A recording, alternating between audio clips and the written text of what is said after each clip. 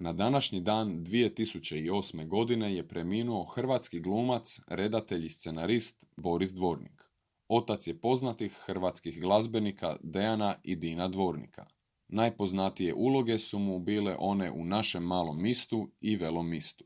Već od malih nogu nastupao je na dječjim predstavama, a na filmu je debitirao 1960. godine i odmah je stekao veliku popularnost.